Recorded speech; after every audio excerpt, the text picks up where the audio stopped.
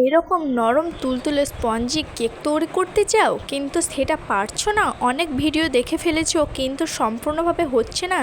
আমার ভিডিওটা একবার দেখো, কথা দিচ্ছি তোমরাও পারবে বাড়িতে সুন্দরভাবে একটা স্পঞ্জি কেক তৈরি করতে। এটাও আবার ঘরোয়া পদ্ধতিতে, কোনো রকম কোনো ঝামেলা নেই, দোকানে যাওয়ার কোনো ঝামেলা নেই। এখানে লাগবে হচ্ছে ডিম আর দুধ আর তেল আর ময়দা। এটা আশা করি প্রত্যেকের বাড়িতে থাকে। তো ভিডিওটা যাতে সম্পূর্ণভাবে বুঝতে পারো এই জন্য আমি এর একটা লং ভিডিও দিয়েছি, প্রায় 3 থেকে 4 মিনিটের হবে। একটু কষ্ট করে দেখে এসো, তাহলে তোমরাও পারবে বার্থডেতে বা কোনো অনুষ্ঠানে সুন্দর একটা স্পঞ্জি কেক তৈরি করতে।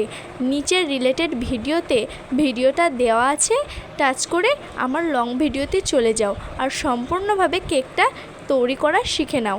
আর ভিডিওটা কেমন লাগলো নিশ্চয়ই আমাকে জানাবে। ভালো থাকবে, আল্লাহ হাফেজ।